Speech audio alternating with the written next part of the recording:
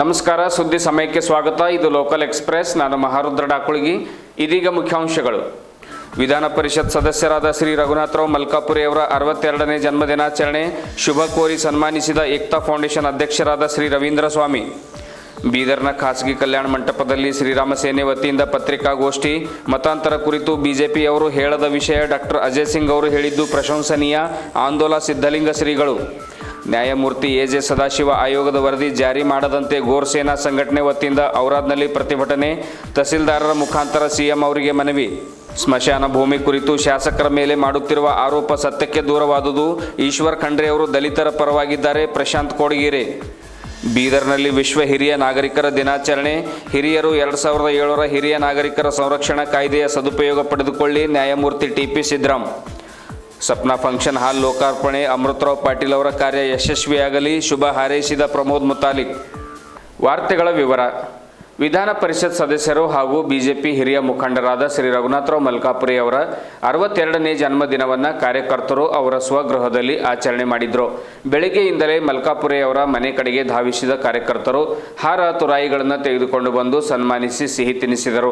ಮಲ್ಕಾಪುರಿ ಅವರಿಗೆ ದೇವರು ಆಯುಷ್ಯ ಆರೋಗ್ಯ ನೀಡಿ ಕಾಪಾಡಲಿ. ಮುಂದಿನ ದಿನಗಳಲ್ಲಿ ಜನಸೇವೆ ಮಾಡಲು ಹುಮ್ಮಸ್ಸು, ಉತ್ಸಾಹ, ವರ್ಚಸ್ಸು ಆ ಭಗವಂತ ಕರುಣಿಸಲಿ ಎಂದು ವಿವಿಧ ಮುಖಂಡರು ಶುಭ ಹಾರೈಸಿದರು.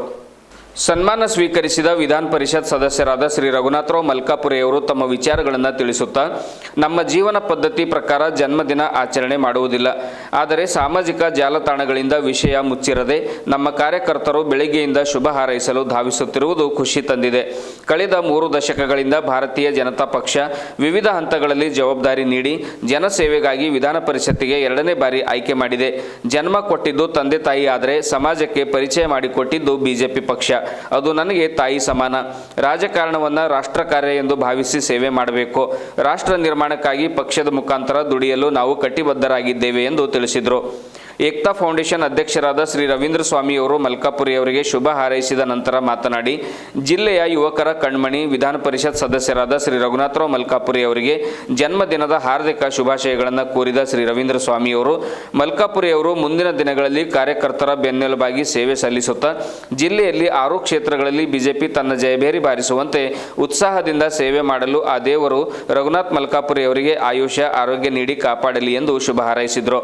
ಬಿಜೆಪಿ ನಗರ ಘಟಕದ ಅಧ್ಯಕ್ಷರಾದ ಶ್ರೀ ಹನುಮಂತ ಬುಳ್ಳ ಅವರು ಮಾತನಾಡಿ, ಕಾರ್ಯಕರ್ತರ ಸಾಮರ್ಥ್ಯವನ್ನು ತಿಳಿದು ಒಬ್ಬ ಸಾಮಾನ್ಯ ಕಾರ್ಯಕರ್ತನನ್ನು ಹುಡುಕಿ ಅವರ ಸಮಸ್ಯೆಗಳಿಗೆ ಪರಿಹಾರ ನೀಡುವ ಕಾರ್ಯ ಮಲ್ಕಾಪುರಿ ಅವರು ಮಾಡುತ್ತಾರೆ.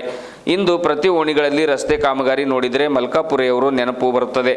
ಹೀಗಾಗಿ ಇನ್ನೂ ಹೆಚ್ಚಿನ ಜನಸೇವೆ ಮಾಡುವ ಶಕ್ತಿ ದೇವರು ಅವರಿಗೆ ಕರುಣಿಸಲಿ ಎಂದು ಶುಭ ಹಾರೈಸಿದರು. ಇವತ್ತು ನನ್ನ 62ನೇ ವರ್ಷದ ಜನ್ಮದ ದಿನಾಚರಣೆ.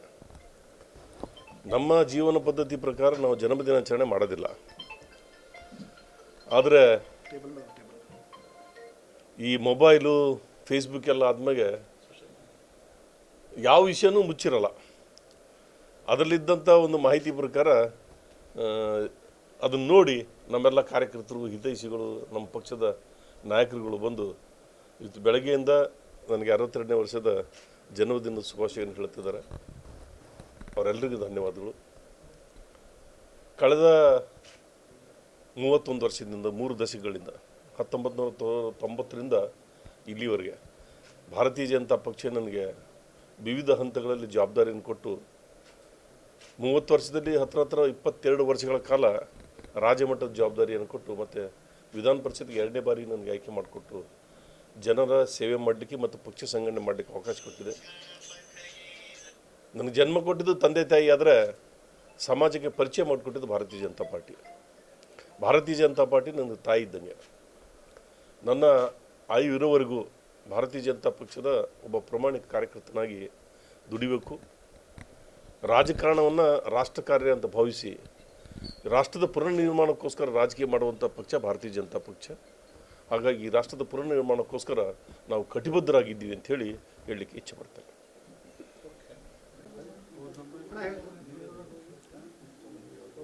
ಜಿಲ್ಲೆಯ ಯುವಕರ ಕಣ್ಮಣಿಯಾದ ರಘುನಾಥರಾವ್ ಮಲ್ಕಾಪುರಿ 62ನೇ ವರ್ಷದ ಹುಟ್ಟುಹಬ್ಬದ ಶುಭಾಶಯಗಳು. ನಾನು ಏಕ್ತಾ ಫೌಂಡೇಶನ್ನಿಂದ ರವಿಸ್ವಾಮಿ ಅಂತ. ಇದೇ ರೀತಿ ಎಲ್ಲ ಭಾರತೀಯ ಜನತಾ ಪಕ್ಷದ ಕಾರ್ಯಕರ್ತರ ಬೆನ್ನೆಲುಬಾಗಿ ಮತ್ತೊಂದು ಸರಿ ಜಿಲ್ಲೆಯಲ್ಲಿ 6 ಬಿ ಜೆ ಪಿ ಬರಬೇಕಂತೇಳಿ ನಮ್ಮದೆಲ್ಲ ಇಚ್ಛೆ ಇದೆ. ಅವರಿಗೆ ಆಯುಷ್ಯ ಆರೋಗ್ಯ ಎಲ್ಲ ದೇವರು ಒಳ್ಳೆ ರೀತಿಯಿಂದ ಕೊಟ್ಟು ಕಾಪಾಡಲಿ ಅಂತೇಳಿ ನಮ್ಮ ಕಾರ್ಯಕರ್ತರ ಹರಕೆ ಇದೆ. ಜೈ ಹಿಂದ್ ಜೈ ಭಾರತ್. ಇವತ್ತು ಭಾರತೀಯ ಜನತಾ ಪಕ್ಷದ ವಿಧಾನಸಭಾ ಕ್ಷೇತ್ರದ ರಘುನಾಥರಾವ್ ಮಲ್ಕಾಪುರೆ 62ನೇ ಹುಟ್ಟುಹಬ್ಬ ನಿಮಿತ್ತವಾಗಿ ಭಾರತೀಯ ಜನತಾ ಪಕ್ಷ ನಗರ ಘಟಕದಿಂದ ಅವರಿಗೆ ನಾವು ಹುಟ್ಟುಹಬ್ಬ ಶುಭಾಶಯವನ್ನು ಕೇಳುತ್ತೇನೆ. ಭಾರತೀಯ ಜನತಾ ಪಕ್ಷ ಒಬ್ಬ ಸಾಮಾನ್ಯ ಕಾರ್ಯಕರ್ತರಿಗೆ ಹುಡುಕಿ ಜವಾಬ್ದಾರಿ ಕೊಡೋದಂಥ ಯಾರು ನಾಯಕರು ಮಾಡ್ತಾರೆ ಅಂದ್ರೆ ರಘುನಾಥರಾವ್ ಮಲ್ಕಾಪುರೆ ಅವರು. ಅವ್ರ ಸಮಸ್ಯೆ ಏನಿರಲಿ, ಅವ್ರಿಗೇನು ತೊಂದರೆ ಇದ್ದರೂ ಭೀ ಇವರು ರಘುನಾಥರಾವ್ ಮಲ್ಕಾಪುರೆ ಅವ್ರು ಕರೆದು ಅವ್ರು ಮಾತಾಡಿ ಏನೇ ಸಮಸ್ಯೆ ಇದ್ದರೂ ಭೀ ಇದರ 35 ವಾರ್ಡ್ ಇದ್ದಾವೆ. 35 ವಾರ್ಡದ ಅಭಿವೃದ್ಧಿ ಅಂದ್ರೆ ಶಾಸಕಾಗೇನು 3 ಸಲ ರಹೀಮ್ ಖಾನ್ ಅವ್ರ ಬುದ್ಧಿ ಎಂಬ ಚೀಜೇ ಇಲ್ಲ. ಹರೊಂದು ಗಲ್ಲಿ ಹೋರಿ, ಹರೊಂದು ವಾಡಿಗೆ ಹೋರಿ, ರಘುನಾಥರಾವ್ ಮಲ್ಕಾಪುರೆ ಸಾಬ್ರು ಕೆಲಸ ಮಾಡ್ಯಾರ. ಮುಂದೆ ಬರೋ ದಿನಗಳಲ್ಲಿ ಅವರಿಗೆ ದೇವರು ಒಳ್ಳೆಯ ಆರೋಗ್ಯ ಕೊಡಲಿ. ಭಾರತೀಯ ಜನತಾ ಪಕ್ಷ ಮುಂದೆ ಹಾಗೆ ಕಾರ್ಯಕರ್ತರು ಎಲ್ಲರ ಜೊತೆ ಕೆಲಸ ಮಾಡಲಿ, ಅವರಿಗೆ ಹುಮ್ಮಸ್ ಕೊಡಲಿ. ಅವರಿಗೆ ನಾನು ಭಾರತೀಯ ಜನತಾ ಪಕ್ಷ ನಗರ ಮಂಡಳ ಅಧ್ಯಕ್ಷ ದೇವರನ್ನ ವಿನಂತಿ ಮಾಡಿ ಕೇಳ್ಕೊತೀನಿ. ಜೈ ಹಿಂದ್ ಜೈ ಕರ್ನಾಟಕ. ಅಧಿವೇಶನದಲ್ಲಿ ಶಾಸಕ ಗೂಳಿಹಟ್ಟಿ ಶೇಖರ್ ಅವರು ಮತಾಂತರ ಕುರಿತು ತಮ್ಮ ವಿಚಾರ ಮಂಡಿಸಿರುವುದು ಗಂಭೀರ ವಿಷಯ. ಬೀದರ್, ಕಲಬುರಗಿ ಹಾಗೂ ಯಾದಗಿರಿ ಜಿಲ್ಲೆಯಲ್ಲಿ ನಿರಂತರವಾಗಿ ಮತಾಂತರ ನಡೆಯುತ್ತಿದೆ. ಈ ವಿಷಯ ಈ ಭಾಗದ ಎಲ್ಲ ಶಾಸಕರಿಗೆ, ಸಚಿವರಿಗೆ ಹಾಗೂ ಸಂಸದರಿಗೆ ಗೊತ್ತಿದ್ದರೂ ಯಾರೂ ಮಾತನಾಡಲಿಲ್ಲ. ಆದರೆ ಮಾಜಿ ಮುಖ್ಯಮಂತ್ರಿ ಧರ್ಮಸಿಂಗ್ ಅವರ ಪುತ್ರ ಡಾಕ್ಟರ್ ಅಜಯ್ ಸಿಂಗ್ ಅವರು ಬೀದರ್ನಲ್ಲಿ ನಡೆಯುತ್ತಿರುವ ಮತಾಂತರ ಕುರಿತು ಹೇಳಿಕೆ ನೀಡಿರುವುದು ಪ್ರಶಂಸನೀಯ. ಬಹುಶಃ ಬಿಜೆಪಿಯವರು ನೀಡದ ಹೇಳಿಕೆಯನ್ನು ಡಾಕ್ಟರ್ ಅಜಯ್ ಸಿಂಗ್ ಅವರು ನೀಡಿರುವುದು ಮಹತ್ವ ಪಡೆದುಕೊಂಡಿದೆ ಎಂದು ಆಂದೋಲನದ ಪೂಜ್ಯ ಶ್ರೀ ಸಿದ್ಧಲಿಂಗ ಸ್ವಾಮಿಗಳು ಪತ್ರಿಕಾಗೋಷ್ಠಿಯಲ್ಲಿ ಕಳವಳ ವ್ಯಕ್ತಪಡಿಸಿದರು. ಮುಂದುವರೆದು ಮಾತನಾಡಿದ ಶ್ರೀಗಳು, ಡಾಕ್ಟರ್ ಅಜಯ್ ಸಿಂಗ್ ಅವರು ನಮ್ಮ ತಂದೆ ದಿವಂಗತ ಧರ್ಮಸಿಂಗ್ ಅವರ ಬೀದರ್ ಸಂಸದರಾಗಿದ್ದಾಗ ಬಹಳಷ್ಟು ಜನರು ಆಮಿಷಗೊಳಗಾಗಿ ಮತಾಂತರವಾಗಿದ್ದಾರೆ ಎಂದು ಹೇಳಿರುವುದು ಶ್ರೀರಾಮ ಸೇನೆ ಅಭಿನಂದಿಸುತ್ತದೆ ಎಂದು ಆಂದೋಲನ ಶ್ರೀಗಳು ತಿಳಿಸಿದರು. ಶ್ರೀರಾಮ ಸೇನೆಯ ರಾಷ್ಟ್ರೀಯ ಅಧ್ಯಕ್ಷರಾದ ಶ್ರೀ ಪ್ರಮೋದ್ ಮುತಾಲಿಕ್ ಅವರು ಮಾತನಾಡಿ, ದೇಶದಲ್ಲಿ ರಾತ್ರಿ 10 ಗಂಟೆಯಿಂದ ಬೆಳಗಿನ ಜಾವ 6 ಗಂಟೆವರೆಗೆ ಶಬ್ದ ಮಾಲಿನ್ಯ ನಿಲ್ಲಿಸಬೇಕೆಂದು ಮಾನ್ಯ ಸುಪ್ರೀಂ ಕೋರ್ಟ್ ಹೇಳಿದರೂ ಕೂಡ ಇಲ್ಲಿಯವರೆಗೆ ನಿಂತಿಲ್ಲ. ಇದರಿಂದ ವಿದ್ಯಾರ್ಥಿಗಳಿಗೆ, ಹಿರಿಯರಿಗೆ ಕಿರಿಕಿರಿಯಾಗುತ್ತಿದೆ. ಇದನ್ನು ಶ್ರೀರಾಮ ಸೇನೆ ಗಂಭೀರವಾಗಿ ತೆಗೆದುಕೊಂಡು ಅಕ್ಟೋಬರ್ 7ರಂದು ಎಲ್ಲ ತಾಲೂಕು ಕೇಂದ್ರಗಳಲ್ಲಿ ಹೋರಾಟ ಹಮ್ಮಿಕೊಳ್ಳಲಾಗುತ್ತಿದೆ. ಇದನ್ನು ಬಿಜೆಪಿ ಸರ್ಕಾರ ಕಟ್ಟುನಿಟ್ಟಾಗಿ ನಿಲ್ಲಿಸಬೇಕೆಂದು ಸರ್ಕಾರಕ್ಕೆ ಮುತಾಲಿಕ್ ಅವರು ಆಗ್ರಹಿಸಿದರು. ಯಾವುದೇ ಪ್ರಾರ್ಥನೆಗೆ, ಭಜನೆಗೆ ನಮ್ಮ ವಿರೋಧವಿಲ್ಲ. ಆದರೆ ಮೈಕ್ ಪರ್ಮಿಷನ್ ಇಲ್ಲದೆ ಮಸೀದಿಯಲ್ಲಿ ಆಜಮ್ ನೀಡುವುದಕ್ಕೆ ನಮ್ಮ ವಿರೋಧವಿದೆ. ಚಿತ್ರರಂಗದ ಪ್ರಖ್ಯಾತ ಸಾಹಿತ್ಯಕಾರ ಜಾವೇದ್ ಅಖ್ತರ್, ಸುಚಿತ್ರಾ ಕೃಷ್ಣಮೂರ್ತಿ, ಸೋನು ನಿಗಮ್ ಇದು ತಪ್ಪು. ಮೈಕ್ನಲ್ಲಿ ಈ ರೀತಿ ಕುರಾನ್ನಲ್ಲಿಯೂ ಎಲ್ಲಿಯೂ ಹೇಳಿಲ್ಲ ಎಂದು ಹೇಳಿದ್ದಾರೆ. ಸುಮಾರು 15ರಿಂದ 16 ದೇಶಗಳಲ್ಲಿ ಮೈಕ್ ಪರ್ಮಿಷನ್ ಬ್ಯಾನ್ ಮಾಡಲಾಗಿದೆ. ದುಬೈ, ಇಂಡೋನೇಷ್ಯಾ, ಇರಾಕ್ನಂತಹ ಮುಸ್ಲಿಂ ರಾಷ್ಟ್ರಗಳಲ್ಲಿ ಬ್ಯಾನ್ ಮಾಡಲಾಗಿದೆ ಎಂದು ತಿಳಿಸಿದರು.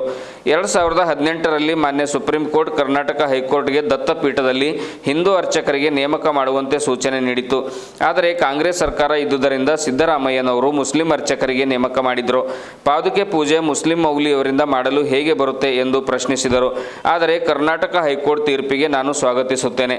ಬಿಜೆಪಿ ಸರ್ಕಾರ ಮೀನ ಎಣಿಸದೆ ಹಿಂದೂ ಅರ್ಚಕರಿಗೆ ನೇಮಕ ಮಾಡಿಕೊಳ್ಳಬೇಕೆಂದು ಆಗ್ರಹಿಸಿದರು. ಜಿಲ್ಲೆಯಲ್ಲಿ ಮತಾಂತರ ಅವ್ಯಾಹತವಾಗಿ ನಡೆಯುತ್ತಿದೆ. ಮಾದಿಗ ಸಮಾಜದ 50%ಕ್ಕೂ ಹೆಚ್ಚು ಜನರು ಈಗಾಗಲೇ ಕ್ರೈಸ್ತ ಧರ್ಮಕ್ಕೆ ಮತಾಂತರಗೊಂಡಿದ್ದಾರೆ ಎಂದು ಕಳವಳ ವ್ಯಕ್ತಪಡಿಸಿದರು.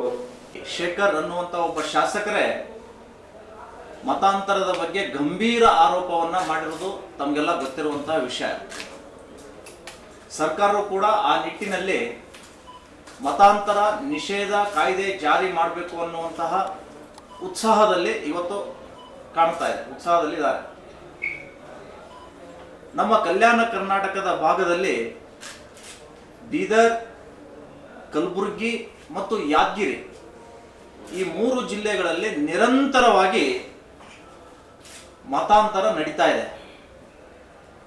ಇದು ಎಲ್ಲ ಈ ಭಾಗದ ಶಾಸಕರಿಗೆ, ಸಚಿವರಿಗೆ ಮತ್ತು ಲೋಕಸಭಾ ಸದಸ್ಯರಿಗೆ ಗೊತ್ತಿದೆ. ಅದು ಬಿಜೆಪಿ ಇರ್ಬೋದು, ಜೆಡಿಎಸ್, ಕಾಂಗ್ರೆಸ್ ಎಲ್ಲರಿಗೂ ಗೊತ್ತಿದೆ. ಯಾರೂ ಕೂಡ ಈ ಕುರಿತಂತೆ ಮಾತನಾಡಲಿಲ್ಲ. ಆದರೆ ಮೊನ್ನೆಯ ದಿನ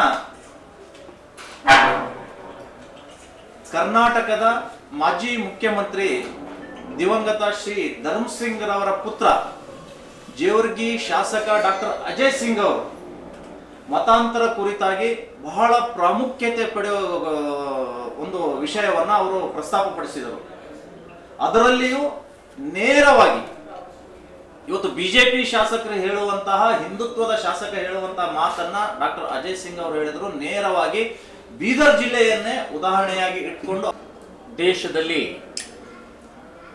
ಶಬ್ದ ಮಾಲಿನ್ಯ, ಸೌಂಡ್ ಪೊಲ್ಯೂಷನ್ ಬಹಳಷ್ಟು ಪ್ರಮಾಣದಲ್ಲಿ ಹೋರಾಟಗಳು, PIL ಆಯಿತು, ಎಲ್ಲ ಕೋರ್ಟ್ಗಳಲ್ಲೂ ಕೇಸ್ಗಳನ್ನು ಹಾಕಿದರು. ಎಲ್ಲವೂ ಕೂಡ ಸೌಂಡ್ ಪೊಲ್ಯೂಷನ್ ನಿಲ್ಲಿಸಬೇಕು ಅನ್ನುವಂಥದ್ದನ್ನೇ ಹೇಳಿದವೆ, including supreme court. So supreme court ಕೂಡ ಈ ಸೌಂಡ್ ಪೊಲ್ಯೂಷನ್, ಶಬ್ದ ಮಾಲಿನ್ಯ ನಿಲ್ಲಿಸಬೇಕು ಅನ್ನುವಂತ ಹೇಳಿದ್ರು ಕೂಡ ಇವತ್ತಿಗೂ ನಿಂತಿಲ್ಲ. ಇವತ್ತಿಗೂ ನಿರಂತರವಾಗಿ ಆ ಸೌಂಡ್ ಪೊಲ್ಯೂಷನ್ದಿಂದ ಜನರಿಗೆ, ಸಾಮಾನ್ಯ ಜನರಿಗೆ ಬಹಳಷ್ಟು ಕಿರಿಕಿರಿ ಆಗ್ತಾ ಇದೆ ಅಂತನ್ನುವಂಥದ್ದು ನಮಗೆಲ್ಲರೂ ಗಮನಕ್ಕೆ ಬಂದಿದೆ. ಶ್ರೀರಾಮ ಸೇನೆ ಸಂಘಟನೆ ಇದನ್ನು ನಾವು ಬಹಳ ಗಂಭೀರವಾಗಿ ತಗೊಂಡು ನಿರಂತರ ಹೋರಾಟ, ನಿಲ್ಲಿಸುವವರೆಗೆ ನಮ್ಮ ಹೋರಾಟ ಅಂತನ್ನುವಂಥದ್ದು ನಾವು ಆಂದೋಲನವನ್ನು ತಗೊಂಡಿದ್ದೀವಿ. ಬರುವಂತ ಅಕ್ಟೋಬರ್ 7ನೇ ತಾರೀಕು ಎಲ್ಲ ತಾಲೂಕು ಕೇಂದ್ರದಲ್ಲಿ ಮೊದಲನೇದು ಒಂದು ಮನವಿಯನ್ನು ಕೊಟ್ಟು ನಮ್ಮ ಹೋರಾಟವನ್ನು ನಾವು ಪ್ರಾರಂಭ ಮಾಡ್ತಾ ಇದ್ದೀವಿ. ಇದು ಸುಪ್ರೀಂ ಕೋರ್ಟ್ ಹೇಳಿದ್ರು ನಾವು ಪಾಲಿಸೋಲ್ಲ, ನಮಗೆ ಯಾರು ಕೇಳೋರು ಅನ್ನುವಂಥ ಉದ್ದಟತನದ ಮುಸ್ಲಿಂ ಮಸೀದಿಯ ಮೈಕ್ ನಮ್ಮ ಕರ್ನಾಟಕದ ಹೈಕೋರ್ಟ್ 2 ದಿನದ ಹಿಂದೆ ದತ್ತಪೀಠದ ಸಂಬಂಧಪಟ್ಟ ಹಾಗೆ ಹಿಂದೂಗಳಿಗೆ ಒಂದು ಒಳ್ಳೆ ಆಜ್ಞೆಯನ್ನು ಹೊರಡಿಸಿದೆ. ನಾನು ಆಜ್ಞೆಯನ್ನು ಸ್ವಾಗತ ಮಾಡ್ತಾ ಇದ್ದೇನೆ. ಏನು ಆಜ್ಞೆ ಅಂತಂದ್ರೆ 2018 ಸುಪ್ರೀಂ ಕೋರ್ಟ್ ಕರ್ನಾಟಕ ಸರ್ಕಾರಕ್ಕೆ ಹೇಳಿತ್ತು, ನೀವೇ ಈ ದತ್ತಪೀಠದ ಮತ್ತು ಬಾಬಾ ಬುಡನ್ ದರ್ಗಾ ಅಂತನ್ನುವಂಥದ್ದು ಏನು ವಾದ ಇದೆ ನೀವು ಬಗೆಹರಿಸ್ಕೊಳ್ಳಿ ಅಂತ ಹೇಳಿ ಸುಪ್ರೀಂ ಕೋರ್ಟ್ದಿಂದ ವಾಪಸ್ ಕರ್ನಾಟಕಕ್ಕೆ ಬಂದಿದ್ದರಿಂದ ಅವತ್ತಿನ ದಿನ ಸಿದ್ದರಾಮಯ್ಯ ಸರ್ಕಾರ, ಅವತ್ತಿನ ದಿನ ಕಾಂಗ್ರೆಸ್ ಸರ್ಕಾರ ಇದ್ದಿದ್ದರಿಂದ ಕಾಂಗ್ರೆಸ್ಸು ಮತ್ತು ಸಿದ್ದರಾಮಯ್ಯ ಇವರು ಹಿಂದೂ ವಿರೋಧಿಗಳು, ನಾಸ್ತಿಕವಾದಿಗಳು, ಮುಸ್ಲಿಂ ಅಪೀಸ್ಮೆಂಟದಲ್ಲಿ ಬೆಳೆದಂಥ ಕಾಂಗ್ರೆಸ್ಸು. ಸೊ ಅವರು ಹಿಂದೂಗಳಿಗೆ ಒಪ್ಸಕ್ಕೆ ಸಾಧ್ಯನೇ ಇಲ್ಲ. ಹೀಗಾಗಿ ಅಲ್ಲೊಂದು ಕಮಿಟಿ ರಚನೆ ಮಾಡಿ ಅದನ್ನ ಮುಸ್ಲಿಮರಿಗೆ, ಮೌಲ್ವಿಗೆ ಅಲ್ಲಿ ಪೂಜೆ ಪುನಸ್ಕಾರ ಮಾಡೋಕ್ಕೆ ಒಂದು ಡಿಕ್ಲೇರ್ ಮಾಡಿದರು. 78ರಲ್ಲೇ 1970 ನೋಡಿ, ನಮ್ಮ ಪೂಜ್ಯ ಸ್ವಾಮೀಜಿಯವರು ಈಗಾಗಲೇ ಹೇಳಿದರು, ಹುಳಿಹಟ್ಟಿ ಶೇಖರ್ ಒಬ್ಬ MLA, ಅದು ವಿಧಾನಸಭೆಯಲ್ಲಿ, ಅದು ಕೂಡ ಅವರ ಮನೆ ಒಳಗಡೆನೆ ಅವರ ಜನ್ಮ ಕೊಟ್ಟಂತ ತಾಯಿನ್ನೇ ಮತಾಂತರ ಮಾಡಿದ ಮೇಲೆ ಶೇಖರ್ ಅವರಿಗೆ ಜಾಗೃತಿ ಆಯ್ತು. ಅವರೇ ಹೇಳ್ತಾರೆ, ನಮ್ಮ ಕ್ಷೇತ್ರದಲ್ಲಿ 20,000 ಜನರ ಮತಾಂತರ ಆಗಿದ್ದಾರೆ ಅಂತ ಅವರೇ ಹೇಳ್ತಾರೆ. ಅವರೇ ಸಾಕಷ್ಟು ನನಗನ್ನಿಸುತ್ತೆ ಚರ್ಚ್ಗಳನ್ನು ಉದ್ಘಾಟನೆ ಮಾಡಿರ್ಬೋದು. ಯಾವಾಗ ಅವರ ತಾಯಿ ಕನ್ವರ್ಟ್ ಆದವು ಅವಾಗ ಜಾಗೃತಿ ಆಯಿತು. ಇರಲಿ, ಒಳ್ಳೆಯದೇ ಆಯಿತು. ನಾನು ಹೇಳೋದು, ಒಂದು ಚರ್ಚೆಗೆ ತಂದರು. ಇಡೀ ರಾಜ್ಯಾದ್ಯಂತ ಬಹಳ ದೊಡ್ಡ ಪ್ರಮಾಣದಲ್ಲಿ ಚರ್ಚೆ ಪ್ರಾರಂಭ ಆಗಿದೆ. ನೋಡಿ, ವಿವೇಕಾನಂದರು ಮತಾಂತರ ಅಲ್ಲ, ಇದು ದೇಶಾಂತರ ಅಂತ ಹೇಳಿದರು.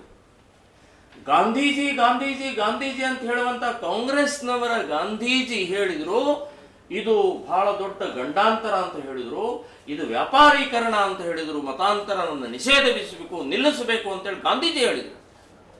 ಸೊ ಇವರೆಲ್ಲರೂ ಅಲ್ಲಿಂದ ಬಂದಂಥದ್ದು ಇವತ್ತಿನ ತನಕ ನಿರಂತರವಾಗಿ ಬಿಂದಾಸಾಗಿ ಏನೇನು ಯಾವುದೇ ರೀತಿ ಹೆದರಿಕೆ ಇಲ್ಲದೆ ನಡೀತಾ ಇದೆ. ಈ ಬೀದರ್ ಜಿಲ್ಲೆಯಲ್ಲಿ ಭಯಾನಕವಾಗಿ ನಡೀತಾ ಇದೆ. ನ್ಯಾಯಮೂರ್ತಿ ಎ.ಜೆ. ಸದಾಶಿವ ಆಯೋಗದ ವರದಿಯನ್ನು ಸರ್ಕಾರ ಜಾರಿಗೆ ತರಬಾರದು ಎಂದು ಆಗ್ರಹಿಸಿ ಗೋರ್ ಸೇನಾ ರಾಷ್ಟ್ರೀಯ ಸಂಘಟನೆ ತಾಲೂಕಾ ಘಟಕದ ವತಿಯಿಂದ ಔರಾದ್ನಲ್ಲಿ ಗೋರ್ ಸೇನಾ ರಾಷ್ಟ್ರೀಯ ಅಧ್ಯಕ್ಷರಾದ ಶ್ರೀ ಸಂದೇಶ್ ಚೌಹಾಣ್ ಅವರ ನೇತೃತ್ವದಲ್ಲಿ ಪ್ರತಿಭಟನೆ ರ್ಯಾಲಿ ಹಮ್ಮಿಕೊಂಡಿತ್ತು. ಪ್ರಮುಖರಾದ ಶ್ರೀ ಕಾಶಿನಾಥ್ ಜಾಧವ್ ಅವರು ಮಾತನಾಡಿ, ಈ ಹಿಂದೆ ಸೇವಾಲಾಲ್ ಮಹಾರಾಜರ ವಿರೋಧಿ ಹಾಡು ಹಾಡುವುದರ ಮೂಲಕ ಅವಮಾನ ಮಾಡಲಾಗಿದೆ. ನ್ಯಾಯಮೂರ್ತಿ ಸದಾಶಿವ ಆಯೋಗದ ವರದಿ ಯಾವುದೇ ಕಾರಣಕ್ಕೂ ಜಾರಿಗೆ ತರಬಾರದು, ಅದು ಅಸಂವಿಧಾನಿಕ ಎಂದು ನುಡಿದರು. ತಹಸೀಲ್ದಾರ್ ಮುಖಾಂತರ ಮುಖ್ಯಮಂತ್ರಿಗಳಿಗೆ ಪ್ರತಿಭಟನಾಕಾರರು ಮನವಿಯನ್ನ ಸಲ್ಲಿಸಿದರು. ಸೇನಾ ರಾಷ್ಟ್ರೀಯ ಅಧ್ಯಕ್ಷ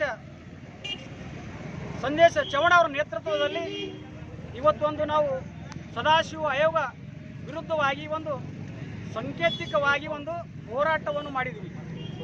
ಸರ್ಕಾರಕ್ಕೆ ಒಂದು ಮನವಿಯನ್ನು ಸಲ್ಲಿಸುವಂಥ ಒಂದು ಕೆಲಸ ಮಾಡಿದ್ದೀವಿ. ಹಿಂದಿನ ಒಂದು ದಿನದಲ್ಲಿ ನ್ಯಾಮತಿಯಲ್ಲಿ ನಮ್ಮ ಕುಲ ಗುರುಗಳಾದ ಶ್ರೀ ಸೇವಾಲಾಲ್ ಮಹಾರಾಜರ ವಿರುದ್ಧವಾಗಿ ಒಂದು ಹಾಡುವ ಮುಖಾಂತರ ನಮ್ಮೊಂದು ಧರ್ಮದ ಗುರುಗಳಿಗೆ ಒಂದು ಅವಹೇಳನಕಾರಿಯನ್ನು ಮಾಡಿ ಅವರು ಒಂದು ಕೆಲಸ ಮಾಡಿದ್ದಾರೆ. ಅದರ ವಿರುದ್ಧವಾಗಿ ನಾವು ಖಂಡನೆ ಮಾಡುತ್ತಾ ಸರ್ಕಾರಗೊಂದು ಎಚ್ಚರಿಕೆಯನ್ನು ಕೊಡುವಂಥ ಒಂದು ನಾವು ಇವತ್ತು ಕೆಲಸ ಮಾಡ್ತಾ ಇದ್ದೀವಿ. ಇದು ಇಡೀ ಅವರ ತಾಲೂಕಿನಲ್ಲೇ ಅಲ್ಲ, ಇಡೀ ಕರ್ನಾಟಕದಲ್ಲಿ ಗೋರಸೇನಾ ವತಿಯಿಂದ ಇವತ್ತು ಇಡೀ ಕರ್ನಾಟಕದಲ್ಲಿ ನಾವು ತಹಸೀಲ್ದಾರ್ ಮುಖಾಂತರ ಆಗಲಿ DC ಮುಖಾಂತರ ಆಗಲಿ ಸರ್ಕಾರಕ್ಕೆ ಒಂದು ಮನವಿ ಮಾಡುವಂಥ ಒಂದು ಕೆಲಸ ಮಾಡಿದ್ದೀವಿ. ಯಾವುದೇ ಕಾರಣಕ್ಕಾಗಿ ಸದಾಶಿವ ಆಯೋಗ ವರದಿ ಜಾರಿಗೆ ಮಾಡಬಾರ್ದು. ಸದಾಶಿವ ಆಯೋಗ ಒಂದು ವರದಿ ಅಸಂವಿಧಾನಿಕ. ಇದು ಯಾವುದೇ ನಮ್ಮ ಧರ್ಮದ ಯಾವುದೋ ಒಂದು ತಾಂಡದಾಗಲಿ ಯಾವುದೇ ಕೋಣಿದಲ್ಲಿ ಆಗಲಿ ಹೋಗಿ ಅದೊಂದು ವರದಿ ರೆಡಿ ಮಾಡಿದ್ದಾಗಿಲ್ಲ. ಎಲ್ಲೋ ಮನೆಯಲ್ಲಿ ಕುಂತು ಅವ್ರಿಗೆ ಯಾವ ಥರ ಅನುಕೂಲ ಆಗ್ತದೋ ಅದೇ ಥರ ಇದೊಂದು ವರದಿಯನ್ನು ಅವರು ಮಾಡಿದ್ದಾರೆ. ಅದಕ್ಕೆ ಈ ವರದಿ ಯಾವುದೇ ಕಾರಣಕ್ಕಾಗಿ ಚರ್ಚೆ ಮಾಡದೆ ಈ ವರದಿ ಜಾರಿಗೆ ಮಾಡಬಾರ್ದು ಅಂತೇಳಿ ನಾವು ಸರ್ಕಾರಕ್ಕೆ ಒಂದು ವಿನಂತಿ. ಸುದ್ದಿ ಸಮಯದಲ್ಲಿ ಇದೀಗ ಚಿಕ್ಕದೊಂದು ವಿರಾಮ.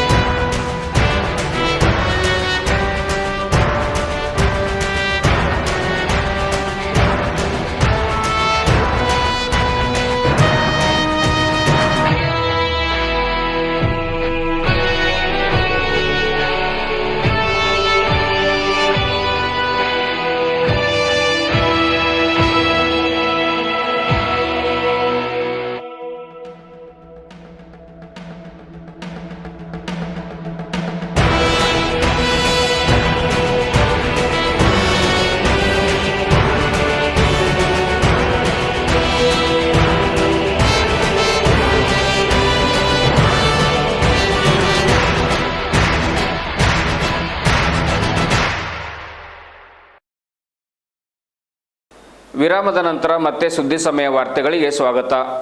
ಭಾಲ್ಕಿಯ ಸ್ಮಶಾನ ಭೂಮಿ ಕುರಿತು ಕೆಲವು ಮುಖಂಡರು ಶಾಸಕ ಈಶ್ವರ್ ಖಂಡ್ರೆಯವರ ಮೇಲೆ ಮಾಡುತ್ತಿರುವ ಆರೋಪ ಸತ್ಯಕ್ಕೆ ದೂರವಾದುದು. ಇದನ್ನು ನಾವು ಖಂಡಿಸುತ್ತೇವೆ ಎಂದು ಕಾಂಗ್ರೆಸ್ ವಕ್ತಾರರಾದ ಪ್ರಶಾಂತ್ ಕೋಡಿಗೆರೆ ಸುದ್ದಿಗಾರರಿಗೆ ತಿಳಿಸಿದರು. ಸ್ಮಶಾನ ಭೂಮಿ ಕಾಮಗಾರಿ ಬಿಜೆಪಿ ಸರ್ಕಾರವೇ ನಿಲ್ಲಿಸಿದೆ. ಕೋವಿಡ್ ನಿಮಿತ್ತ ವಿವಿಧ ಕಾಮಗಾರಿ ನಿಲ್ಲಿಸಲಾಗಿದೆ ಎಂದು ಸರ್ಕಾರವೇ ಆರ್ಥಿಕ ಇಲಾಖೆ ಮೂಲಕ ಆದೇಶ ಹೊರಡಿಸಿದೆ. ಹೀಗಾಗಿ ಖಂಡ್ರೆಯವರ ವಿರುದ್ಧ ಹೇಳಿಕೆ ನೀಡುತ್ತಿರುವುದು ತಪ್ಪು. ಖಂಡ್ರೆಯವರು ದಲಿತರ ಬಗ್ಗೆ ಅಪಾರ ಕಳಕಳಿ ಹೊಂದಿದ್ದಾರೆ. ಮಾದರಿ ಕಾರ್ಯ ಮಾಡಿ ತೋರಿಸಿದ್ದಾರೆ. ಸರ್ಕಾರದ ವಿರುದ್ಧ ಹೋರಾಟ ಮಾಡಿ ನಾವು ಕೂಡ ನಿಮ್ಮ ಕೈ ಜೋಡಿಸುತ್ತೇವೆ ಎಂದು ಪ್ರಶಾಂತ್ ಅವರು ತಿಳಿಸಿದರು. ಮತ್ತೆ ಅವರಿಗೆ ನಾನು ತಿಳಿಸಲು ಬಯಸುತ್ತಿದ್ದೇನೆ, ತಾವುಗಳು ಈ ಒಂದು ಸರ್ಕಾರದ ಏನು ಆರ್ಥಿಕ ಇಲಾಖೆಯವರು ಏನು ಪತ್ರ ಬರೆದಿದ್ದಾರೆ, ಆ ಪತ್ರವನ್ನು ನೀವು ಎಲ್ಲ ಆಡಳಿತ ಇಲಾಖೆದವರು ಬರೆದು ಅದನ್ನು ಓದ್ಕೊಳ್ಬೇಕು ಮತ್ತು ಅರ್ಥಕೊಳ್ಬೇಕು. ಈ ಕೆಲಸ BJPಯವರು ತಡೆ ಹಿಡಿದಿದ್ದಾರೆ. ನಮ್ಮ ಹೋರಾಟ ಏನಿದ್ದರೂ BJP ವಿರುದ್ಧವಾಗಿರಬೇಕು. ಯಾಕೆ BJPಯವರು ಕೆಲಸ ನಿಲ್ಲಿಸಿದ್ದಾರೆ ಅಂತ ದುಡ್ಡಿಲ್ಲ, ಬೇರೆ ಬೇರೆ ಕೆಲಸ ಕೋವಿಡ್ ನಿರ್ವಹಣೆ ಅಂತ ಹೇಳ್ತಾರೆ, ದುಡ್ಡನ್ನು ಕೊಳ್ಳೆ ಹೊಡಿತಾ ಇದ್ದಾರೆ. ಅದಕ್ಕೆ ನಾವು ಅರ್ಥ ಮಾಡ್ಕೊಳ್ಬೇಕು. ಸನ್ಮಾನ್ಯ ಶ್ರೀ ಈಶ್ವರ್ ಖಂಡ್ರೆಯವರು ದಲಿತರ ಬಗ್ಗೆ ಅಪಾರ ಕಾಳಜಿ ಹೊಂದಿರುವಂಥ ವ್ಯಕ್ತಿ ಹೀಗಿದ್ದಾರೆ. ಅದು ಉದಾಹರಣೆಗೆ ಹೇಳ್ಬೇಕಂತಾರೆ, ಸಿದ್ದರಾಮಯ್ಯ ಅವರು ಮುಖ್ಯಮಂತ್ರಿ ಇದ್ದಾಗ ಈ ಬೀದರ್ ಜಿಲ್ಲೆಯಲ್ಲಿ ಈಗ ನಮ್ಮ ಯೂತ್ ಕಾಂಗ್ರೆಸ್ ಅಧ್ಯಕ್ಷರಿದ್ದಾರೆ, ನಮ್ಮ ದಲಿತ ಸಂಘಟನೆ ಅಧ್ಯಕ್ಷರಿದ್ದಾರೆ, ನಮ್ಮ ಪುರಸಭೆಯ ಉಪಾಧ್ಯಕ್ಷರಿದ್ದಾರೆ. ನಾವೆಲ್ಲ ಏನು ಮಾಡ್ತಾ ಇದ್ದೀವಿ ಅಂದರೆ ಶಾಸಕರಿಗೆ ಬೆಂಬಲದಲ್ಲಿದ್ದೀವಿ. ಮತ್ತು ಶಾಸಕರು ಇಡೀ ಜಿಲ್ಲೆಯಲ್ಲಿ ಒಂದು ಅಭಿವೃದ್ಧಿಯ ಮಾದರಿಯನ್ನು ಮಾಡಿ ತೋರಿಸಿದ್ದಾರೆ. ಭಾಲ್ಕಿ ತಾಲೂಕಿನಲ್ಲಿ ಏನೇನು ನಮಗೆ ಸವಲತ್ತುಗಳು ಬೇಕಾಗಿತ್ತು, ಸಾಕಷ್ಟು ಸವಲತ್ತುಗಳನ್ನು ತಂದುಕೊಂಡಿದ್ದಾರೆ. ವ್ಯತ್ಯಾಸ ನೋಡಿದರೆ ಬೇರೆ ತಾಲೂಕಿನಕ್ಕಿಂತ ನಮ್ಮ ತಾಲೂಕಿನಲ್ಲಿ ಬಹಳಷ್ಟು ಅಭಿವೃದ್ಧಿ ಆಗಿದೆ. ಅದಕ್ಕೆ ಬೇರೆ BJP ಪಕ್ಷದವರ ಒಳಸಂಚಿನಿಂದಾಗಿ ಕೆಲವು ನಮ್ಮ ಜನರು ಆರೋಪ ಮಾಡ್ತಿದ್ದಾರೆ. ಇದು ತಪ್ಪು ಆರೋಪ ಇದೆ, ಅದನ್ನು ನಾವು ಖಂಡಿಸ್ತೀವಿ ತೀವ್ರವಾಗಿ. ಮತ್ತು ಸ್ಮಶಾನ ಭೂಮಿ ಬಗ್ಗೆ ಅವರು ಮಾತಾಡ್ತಾ ಇದ್ದಾರೆ. ಸ್ಮಶಾನ ಭೂಮಿಯ ಕೆಲಸ ಮತ್ತೊಮ್ಮೆ ಸರ್ಕಾರ ಆದೇಶದಂತೆ ರೀಟೆಂಡರ್ ಆಗಿ ಜಿಲ್ಲಾಡಳಿತ, ಜಿಲ್ಲಾ ಪಂಚಾಯತ್ ಬೀದರ್, ಜಿಲ್ಲಾ ಪೊಲೀಸ್ ಇಲಾಖೆ, ಮಹಿಳಾ ಮತ್ತು ಮಕ್ಕಳ ಅಭಿವೃದ್ಧಿ ಇಲಾಖೆ, ವಿಕಲಚೇತನರ ಹಾಗೂ ಹಿರಿಯ ನಾಗರಿಕರ ಸಬಲೀಕರಣ ಇಲಾಖೆ, ಹಿರಿಯ ನಾಗರಿಕರ ಸಹಾಯವಾಣಿ ಕೇಂದ್ರ ಹಾಗೂ ಸ್ವಯಂ ಸೇವಾ ಸಂಘ ಸಂಸ್ಥೆಗಳ ಸಂಯುಕ್ತಾಶ್ರಯದಲ್ಲಿ ಜಿಲ್ಲಾ ಬಾಲಭವನ ಸಭಾಂಗಣದಲ್ಲಿ ವಿಶ್ವ ಹಿರಿಯ ನಾಗರಿಕರ ದಿನಾಚರಣೆ ಕಾರ್ಯಕ್ರಮವನ್ನು ಜಿಲ್ಲಾ ಕಾನೂನು ಸೇವೆಗಳ ಪ್ರಾಧಿಕಾರದ ಸದಸ್ಯ ಕಾರ್ಯದರ್ಶಿಗಳಾದ ಶ್ರೀ ಸಿದ್ದರಾಮ್ ಟಿಪಿ ಅವರು ಸಸಿಗೆ ನೀರೆರೆಯುವ ಮುಖಾಂತರ ಉದ್ಘಾಟಿಸಿದರು. ಈ ವೇಳೆ ಮಾತನಾಡಿದ ಅವರು, ಹಿರಿಯ ನಾಗರಿಕರ ಸಲುವಾಗಿ ಸರ್ಕಾರವು ಹಿರಿಯ ನಾಗರಿಕರ ಪಾಲಕರ ಪೋಷಣೆ ಹಾಗೂ ಸಂರಕ್ಷಣೆ ಕಾಯ್ದೆ 2007 ಜಾರಿಗೆ ಬಂದಿರುತ್ತದೆ. ಕಾಯ್ದೆಯಿಂದ ಹಿರಿಯ ನಾಗರಿಕರು ಪೋಷಣೆ ಹಾಗೂ ಸಂರಕ್ಷಣೆಯನ್ನು ಪಡೆಯಬಹುದು ಎಂದು ತಿಳಿಸಿದರು. ಜಿಲ್ಲಾ ವಿಕಲಚೇತನರ ಹಾಗೂ ಹಿರಿಯ ನಾಗರಿಕರ ಸಬಲೀಕರಣ ಅಧಿಕಾರಿಗಳಾದ ಜಗದೀಶ್ ಕೆ ಕಾರ್ಯಕ್ರಮದ ಅಧ್ಯಕ್ಷತೆ ವಹಿಸಿ ಮಾತನಾಡಿದ ಅವರು, ಪ್ರತಿ ವರ್ಷದಂತೆ ಈ ವರ್ಷವೂ ಸಹ ಇಡೀ ವಿಶ್ವದಲ್ಲಿ ಹಿರಿಯ ನಾಗರಿಕರ ದಿನಾಚರಣೆಯನ್ನು ಆಚರಿಸುತ್ತಿದ್ದು, ಇಂದು ಬೀದರ್ ಜಿಲ್ಲೆಯಲ್ಲಿ ಆಚರಿಸಲಾಗುತ್ತಿದೆ. ಹಿರಿಯ ನಾಗರಿಕರ ಉದ್ದೇಶಿಸಿ ಪ್ರಾಸ್ತಾವಿಕ ಭಾಷಣ ಮಾಡಿದರು. ಹಾಗೂ ಸರ್ಕಾರದಿಂದ ರಾಷ್ಟ್ರೀಯ ಹಿರಿಯ ನಾಗರಿಕರ ಸಹಾಯವಾಣಿಯನ್ನು ಲೋಕಾರ್ಪಣೆ ಮಾಡಲಾಗುವುದು. ಹಿರಿಯ ನಾಗರಿಕರಿಗೆ ಮನೆ ಆರೈಕೆ ಸೇವೆ, ಆಸ್ಪತ್ರೆ ಮತ್ತು ಹಿರಿಯರ ಆರೈಕೆಯ ಸೌಲಭ್ಯ, ವೃದ್ಧಾಶ್ರಮ ಮತ್ತು ಕೋವಿಡ್ ಕುರಿತ ಮಾಹಿತಿ ಸೇರಿದಂತೆ ವಿವಿಧ ಮಾಹಿತಿ ಈ ಸಹಾಯವಾಣಿ ಮೂಲಕ ಲಭ್ಯವಾಗಲಿದೆ ಎಂದು ತಿಳಿಸಿದರು. ಕಾರ್ಯಕ್ರಮದಲ್ಲಿ ಮಹಿಳಾ ಮತ್ತು ಮಕ್ಕಳ ಅಭಿವೃದ್ಧಿ ಇಲಾಖೆಯ ನಿವೃತ್ತ ಜಂಟಿ ನಿರ್ದೇಶಕರಾದ ಓತಿ ಶರಣಪ್ಪ, ರಮಾಬಾಯಿ ಅಂಬೇಡ್ಕರ್ ವೃದ್ಧಾಶ್ರಮ ಅಧ್ಯಕ್ಷರಾದ ಪಾರಮ್ಮ, ಬೀದರ್ ಮದರ್ ತೆರೆಸಾ ವೃದ್ಧಾಶ್ರಮದ ಅಧ್ಯಕ್ಷರಾದ ರವಿ ಜೋಸೆಫ್, ಹಿರಿಯ ನಾಗರಿಕರ ಸಹಾಯವಾಣಿ ಕೇಂದ್ರ ಹಾಗೂ ಜ್ಯೋತಿಬಾ ಫುಲೆ ವೃದ್ಧಾಶ್ರಮ ಬೀದರ್ ಸಂಯೋಜಕರಾದ ಮೈಕೆಲ್, ಬೀದರ್ ಹಿರಿಯ ನಾಗರಿಕರ ಹಗಲು ಯೋಗಕ್ಷೇಮ ಕೇಂದ್ರದ ಅಧ್ಯಕ್ಷರಾದ ಸಂತೋಷ್ ಭಾಲ್ಕೆ, ಬೀದರ್ ಜಿಲ್ಲಾ ಅಂಗವಿಕಲರ ಪುನರ್ವಸತಿ ಕೇಂದ್ರದ ಅಧ್ಯಕ್ಷರು ಹಾಗೂ ಬೀದರ್ ಜೈ ಹಿಂದ್ ಹಿರಿಯ ನಾಗರಿಕರ ಸಂಘದ ಗೌರವ ಅಧ್ಯಕ್ಷರಾದ ದೇವೇಂದ್ರ ಕಮಲ್, MC ರಾಘವೇಂದ್ರ ನಾಯಕ್, ಲೋಕೇಶ್ ಪಾಟೀಲ್, ಲೋಕೇಶ್ ಪುಂಡಲಿಕ್, ಶ್ರೀಮತಿ ರೇಣುಕಾ, ಡ್ಯಾನಿಯಲ್ ಗುರುದಾಸ್, ಹಿರಿಯ ನಾಗರಿಕರ ಸಹಾಯವಾಣಿ ಕೇಂದ್ರದ ಸಿಬ್ಬಂದಿಗಳಾದ ಮೈಕೆಲ್, ಬಾಲಾಜಿ, ರೇಣುಕಾ, ರೈಚಲ್ ರಾಣಿ ಅವರುಗಳು ಭಾಗವಹಿಸಿದರು. ಶ್ರೀರಾಮ ಸೇನೆಯ ಗೌರವಾಧ್ಯಕ್ಷರಾದ ಶ್ರೀ ಅಮೃತರಾವ್ ಪಾಟೀಲ್ ಅವರು ಗುತ್ತಿಗೆ ಆಧಾರದ ಮೇಲೆ ಪಡೆದ ಸಪ್ನಾ ಕಲ್ಯಾಣ ಮಂಟಪದ ಪೂಜಾ ಕಾರ್ಯಕ್ರಮ ನಗರದ ಸಪ್ನಾ ಮಾಲ್ನಲ್ಲಿ ಹಮ್ಮಿಕೊಳ್ಳಲಾಗಿತ್ತು. ಹಿಂದೂ ಸಂಸ್ಕೃತಿ ಪ್ರಕಾರ ಪೂಜೆಯಿಂದ ಆರಂಭವಾದ ಯಾವುದೇ ಕಾರ್ಯ ಯಶಸ್ವಿಯಾಗುತ್ತವೆ, ಪೂಜೆ ಇಲ್ಲದ ಕಾರ್ಯಗಳು ಅಯಶಸ್ವಿಯಾಗುತ್ತವೆ. ಹೀಗಾಗಿ ಹಿಂದೂ ಸಂಸ್ಕೃತಿಯನ್ನು ಸಮಾಜದಲ್ಲಿ ಬಿತ್ತರಿಸಲು ಅಮೃತರಾವ್ ಪಾಟೀಲ್ ಅವರು ಈ ಕಾರ್ಯ ಕೈಗೊಂಡಿದ್ದು ಶ್ಲಾಘನೀಯ. ಅವರ ಮುಂದಿನ ಜೀವನ ಉಜ್ವಲವಾಗಲಿ ಎಂದು ಆಂದೋಲ ಸಿದ್ಧಲಿಂಗ ಶ್ರೀಗಳು ಶುಭ ಹಾರೈಸಿದರು. ಶ್ರೀರಾಮ ಸೇನೆಯ ರಾಷ್ಟ್ರೀಯ ಅಧ್ಯಕ್ಷರಾದ ಶ್ರೀ ಪ್ರಮೋದ್ ಮುತಾಲಿಕ್ ಅವರು ಮಾತನಾಡಿ, ಅಮೃತರಾವ್ ಪಾಟೀಲ್ ಅವರ ಕನಸು ನನಸಾಗಲಿ, ಅವರು ತಮ್ಮ ಮುಂದಿನ ಜೀವನದಲ್ಲಿ ಯಶಸ್ವಿಯಾಗಲಿ. ಪೂಜ್ಯರ ಆಶೀರ್ವಾದದೊಂದಿಗೆ ನಮ್ಮೆಲ್ಲರ ಶುಭ ಹಾರೈಕೆ ಇದೆ. ಯಾವುದೇ ಶುಭ ಕಾರ್ಯಗಳನ್ನು ಇದೀಗ ಮಾಡಿಕೊಳ್ಳಬಹುದು. ಕೋವಿಡ್ನಿಂದ 2 ವರ್ಷಗಳಿಂದ ಕಲ್ಯಾಣ ಮಂಟಪಗಳ ಸ್ಥಿತಿ ದಯನೀಯವಾಗಿತ್ತು. ಈಗ ಎಲ್ಲರೂ ಸಪ್ನಾ ಫಂಕ್ಷನ್ ಹಾಲ್ನಲ್ಲಿ ಕಾರ್ಯಕ್ರಮಗಳನ್ನು ಮಾಡಬೇಕೆಂದು ತಿಳಿಸಿದರು. ಇದೇ ವೇಳೆ ಶ್ರೀ ಶಿವಾನಂದ ಶಿವಾಚಾರ್ಯರು, ಸ್ವಂತ ಶ್ರೀಗಳು, ಮಚ್ಚೇಂದ್ರನಾಥ್ ಮಹಾರಾಜರು, ವೀರಶೆಟ್ಟಿ ಪಾಟೀಲ್, ನಗರಸಭೆ ಸದಸ್ಯರಾದ ಚಂದ್ರಶೇಖರ್ ಪಾಟೀಲ್, ಉದ್ಯಮಿಗಳಾದ ವಿಜಯಕುಮಾರ್ ಖಾಜಾಪುರ್, ಅಪ್ಪರಾವ್ ಗಂದ್ಗೆ, ಏಕ್ತಾ ಫೌಂಡೇಶನ್ ಅಧ್ಯಕ್ಷರಾದ ಶ್ರೀ ರವೀಂದ್ರ ಸ್ವಾಮಿ, ನಗರಸಭೆ ಸದಸ್ಯರಾದ ಶ್ರೀ ಶಶಿ ಹೊಸಳ್ಳಿ, ಧನರಾಜ್ ಬಿರಾದಾರ್, ಸೇನೆಯ ಜಿಲ್ಲಾಧ್ಯಕ್ಷ ವೀರಶೆಟ್ಟಿ ಖ್ಯಾಮ ಸೇರಿದಂತೆ ಅನೇಕರು ಉಪಸ್ಥಿತರಿದ್ದರು. ಹಾಗೆ ನಮ್ಮ ಹಿಂದೂ ಸಂಪ್ರದಾಯದಲ್ಲಿ ಯಾವುದಾದ್ರೂ ಹೊಸ ಕಾರ್ಯವನ್ನ ಮಾಡಬೇಕಾದರೆ ಪೂಜೆಗೆ ಬಹಳ ಮಹತ್ವವನ್ನ ಕೊಟ್ಟಿದ್ದೀವಿ. ಯಾವುದು ಪೂಜೆ ಹಿಂದೆ ಪ್ರಾರಂಭ ಆಗುತ್ತೋ ಅದು ಶೂನ್ಯ ಆಗುತ್ತೆ ಭವಿಷ್ಯದಲ್ಲಿ. ಯಾವುದು ಪೂಜೆಯಿಂದ ಪ್ರಾರಂಭ ಆಗುತ್ತೋ ಅದು ನಮ್ಮ ಸಂಪ್ರದಾಯದಲ್ಲಿ, ನಮ್ಮ ಜೀವನದಲ್ಲಿ ಅಭಿವೃದ್ಧಿಯನ್ನ ಕಾಣ್ತದೆ. ಆ ವಿಷಯವನ್ನ ಮನದಟ್ಟು ಮಾಡಿಕೊಂಡು ಅಮೃತ್ ಪಾಟೀಲ್ ರವರು ನಮ್ಮ ಶ್ರೀರಾಮ ಸೇನೆಯ ಬೀದರ್ ಜಿಲ್ಲೆಯ ಗೌರವಾಧ್ಯಕ್ಷರಾಗಿ ನಮ್ಮ ಹಿಂದೂ ಸಂಸ್ಕೃತಿಯನ್ನ ಪಾಲಿಸುವುದಕ್ಕೋಸ್ಕರ ಇವತ್ತು ಈ ಸ್ವಪ್ನ ಫಂಕ್ಷನ್ ಹಾಲ್ ಅನ್ನ ಗುತ್ತಿಗೆ ಆಧಾರದಲ್ಲಿ ಪಡೆದುಕೊಂಡು ಸಾರ್ವಜನಿಕ ಸೇವೆಗೆ ಇವತ್ತು ಅಣಿಯಾಗಿದ್ದಾರೆ. ಪೂಜೆ ಆಗಿದೆ, ಆಶೀರ್ವಾದವನ್ನ ಇಲ್ಲಿ ಇರುವಂತಹ ಎಲ್ಲ ಗುರುಗಳಿಂದ ಪಡ್ಕೊಂಡಿದ್ದಾರೆ. ನಮ್ಮ ಹಿಂದೂ ಸಂಪ್ರದಾಯದಲ್ಲಿ ಬರೇ ನಮ್ಮ ಮನೆ ಗುರುಗಳು ಅನ್ನೋದು ಮಾತ್ರ ಗೊತ್ತಿರುತ್ತೆ. ಆದ್ರೆ ಗುರು ಅನ್ನುವಂತ ಶಬ್ದ ಏನು ಸೂಚಿಸುತ್ತೆ ಅನ್ನುವಂಥದ್ದು ಬಹಳ ಜನರಿಗೆ ಗೊತ್ತಿರ್ಲಿಕ್ಕಿಲ್ಲ. ಗುರು ಅಂದ್ರೆ ಒಬ್ಬ ಶ್ರೇಷ್ಠ ವ್ಯಕ್ತಿ. ಕೈಲಾಸದಲ್ಲಿ ಪಾರ್ವತಿ ಜೊತೆಗೆ ಪರಮಾತ್ಮ ಕೂತ್ಕೊಂಡಾಗ ಪಾರ್ವತಿ ದೇವಿ ಕೇಳ್ತಾಳಂತೆ ಪರಮಾತ್ಮನಿಗೆ, ಈ ಜಗತ್ತಿನಲ್ಲಿ ಮತ್ತು ಕೈಲಾಸದಲ್ಲಿ ಎಲ್ಲದಕ್ಕಿಂತಲೂ ಶ್ರೇಷ್ಠ ವ್ಯಕ್ತಿ ಯಾರು? ಶಿವ ಹೇಳ್ಬೋದಾಗಿತ್ತು, ಎಲ್ಲಕ್ಕಿಂತಲೂ ಶ್ರೇಷ್ಠ ವ್ಯಕ್ತಿ ನಾನು ಅಂತ ಹೇಳ್ಬೋದಾಗಿತ್ತು. ಆದರೆ ಶಿವ ಹಾಗೆ ಹೇಳಿಲ್ಲ. ಈ ಜಗತ್ತಿನಲ್ಲಿ ಕೈಲಾಸಕ್ಕಿಂತಲೂ ಶ್ರೇಷ್ಠವಾಗಿರುವಂತಹ ವ್ಯಕ್ತಿ ಯಾರಾದರೂ ಇದ್ದರೆ ನಗುರೋರಧಿಕಂ ನಗುರೋರಧಿಕಂ ಇದು ಶಿವಶಾಸನ ಅಂತ ಹೇಳಿದಂತೆ. ಇದರ ಅರ್ಥ ಏನು ಮಾಡಿದ್ರೆ ನಮ್ಮ ಸ್ವಪ್ನ ಸಾಕಾರ ಆಗತ್ತೆ ಅನ್ನುವಂಥದ್ದು ಸ್ವಪ್ನ ಫಂಕ್ಷನ್ ಹಾಲ್. ಸೊ ಇವತ್ತಿನ ದಿನದಲ್ಲಿ ಪೂಜೆ ಮಾಡಿ ಉದ್ಘಾಟನೆಯನ್ನ ಮಾಡಿದ್ದಾರೆ. ಬಂಧುಗಳೇ,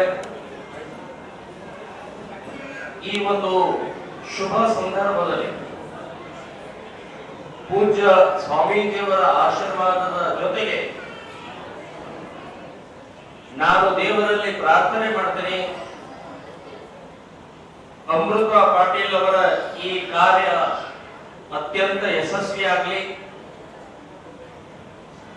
ಕೊರೋನಾದಿಂದ ಸುಮಾರು ಒಂದು 2 ವರ್ಷ ಲಾಸ್ ನಲ್ಲಿದೆ, ಸಾಕಷ್ಟು ತೊಂದರೆಯನ್ನು ಅನುಭವಿಸಿದ್ದಾರೆ. ಆದರೆ ಈಗ ಪೂಜ್ಯ ಗುರುಗಳ ಆಶೀರ್ವಾದ, ದೇವರ ಕೃಪೆಯಿಂದ ಕೊರೋನಾ ಕಡಿಮೆ ಆಗಿ ಮುಕ್ತಾಗಿ ಈಗ ಎಲ್ಲರಿಗೂ ಕೂಡ ಅವಕಾಶವನ್ನ ಕೊಟ್ಟಿದ್ದಾರೆ. ಸೊ ಹಾಗಾಗಿ ಮದುವೆಗಳಿರ್ಬೋದು, ಹುಟ್ಟು ಹಬ್ಬದ ಕಾರ್ಯಕ್ರಮ ಇರಬಹುದು, ಅಥವಾ ಯಾವುದೇ ಶುಭ ಕಾರ್ಯ ಇರಬಹುದು, ಈಗ ಮುಕ್ತವಾಗಿ ಮಾಡಬಹುದು. ಅದು ಸ್ವಪ್ನ ಫಂಕ್ಷನ್ ಹಾಲ್ ನಲ್ಲೇ ಮಾಡಬೇಕು. ಆವಾಗ ನಿಮ್ಮ ಸ್ವಪ್ನ ಪೂರ್ಣ ಆಗುತ್ತೆ ಅಂತನ್ನುವಂಥದ್ದು ನಾನು ಹೇಳ್ತಾ ಇದ್ದೀನಿ. ಸೊ ಬಂಧುಗಳೇ, ಪೂಜ್ಯ ನಮ್ಮ ಅಧ್ಯಕ್ಷರು, ಶ್ರೀರಾಮ್ ಸೇನೆ ಸಂಘಟನೆಯ ಅಧ್ಯಕ್ಷರು ಪೂಜ್ಯ ಸಿದ್ಲಿಂಗ ಸ್ವಾಮೀಜಿಯವರು ಹೇಳಿದ್ರು, ಇದೊಂಥರ ಹಿಂದೂ ಸಮಾವೇಶ ತರ ಆಗಿದೆ ಅಂತ ಹೇಳಿ. ಕೊನೆಯಲ್ಲಿ ಮತ್ತೊಮ್ಮೆ ಮುಖ್ಯಾಂಶಗಳು. ವಿಧಾನ ಪರಿಷತ್ ಸದಸ್ಯರಾದ ಶ್ರೀ ರಘುನಾಥರಾವ್ ಮಲ್ಕಾಪುರಿ ಅವರ 62ನೇ ಜನ್ಮದಿನಾಚರಣೆ ಶುಭ ಕೋರಿ ಸನ್ಮಾನಿಸಿದ ಏಕ್ತಾ ಫೌಂಡೇಶನ್ ಅಧ್ಯಕ್ಷರಾದ ಶ್ರೀ ರವೀಂದ್ರ ಸ್ವಾಮಿ. ಬೀದರ್ನ ಖಾಸಗಿ ಕಲ್ಯಾಣ ಮಂಟಪದಲ್ಲಿ ಶ್ರೀರಾಮ ಸೇನೆ ವತಿಯಿಂದ ಪತ್ರಿಕಾಗೋಷ್ಠಿ. ಮತಾಂತರ ಕುರಿತು ಬಿಜೆಪಿಯವರು ಹೇಳದ ವಿಷಯ ಡಾಕ್ಟರ್ ಅಜಯ್ ಸಿಂಗ್ ಅವರು ಹೇಳಿದ್ದು ಪ್ರಶಂಸನೀಯ. ಆಂದೋಲ ಸಿದ್ಧಲಿಂಗ ಶ್ರೀಗಳು. ನ್ಯಾಯಮೂರ್ತಿ ಎಜೆ ಸದಾಶಿವ ಆಯೋಗದ ವರದಿ ಜಾರಿ ಮಾಡದಂತೆ ಗೋರ್ ಸೇನಾ ಸಂಘಟನೆ ವತಿಯಿಂದ ಔರಾದ್ನಲ್ಲಿ ಪ್ರತಿಭಟನೆ. ತಹಸೀಲ್ದಾರರ ಮುಖಾಂತರ ಸಿಎಂ ಅವರಿಗೆ ಮನವಿ. ಸ್ಮಶಾನ ಭೂಮಿ ಕುರಿತು ಶಾಸಕರ ಮೇಲೆ ಮಾಡುತ್ತಿರುವ ಆರೋಪ ಸತ್ಯಕ್ಕೆ ದೂರವಾದುದು. ಈಶ್ವರ್ ಖಂಡ್ರೆ ಅವರು ದಲಿತರ ಪರವಾಗಿದ್ದಾರೆ. ಪ್ರಶಾಂತ್ ಕೋಡಗೇರೆ. ಬೀದರ್ನಲ್ಲಿ ವಿಶ್ವ ಹಿರಿಯ ನಾಗರಿಕರ ದಿನಾಚರಣೆ. ಹಿರಿಯರು 2007ರ ಹಿರಿಯ ನಾಗರಿಕರ ಸಂರಕ್ಷಣಾ ಕಾಯ್ದೆಯ ಸದುಪಯೋಗ ಪಡೆದುಕೊಳ್ಳಿ. ನ್ಯಾಯಮೂರ್ತಿ TP Sidram. Sapna function hall ಲೋಕಾರ್ಪಣೆ. ಅಮೃತರಾವ್ ಪಾಟೀಲ್ ಅವರ ಕಾರ್ಯ ಯಶಸ್ವಿಯಾಗಲಿ. ಶುಭ ಹಾರೈಸಿದ ಪ್ರಮೋದ್ ಮುತಾಲಿಕ್. ಇದುವರೆಗೂ ಸುದ್ದಿ ಕೊಟ್ಟಿರುವ ನಾನು ಮಹಾರುದ್ರ ಡಾಕುಳಗಿ. ಮತ್ತೆ ಮುಂದಿನ ವಾರ್ತೆಗಳೊಂದಿಗೆ ಭೇಟಿಯಾಗೋಣ. ವಂದನೆಗಳು.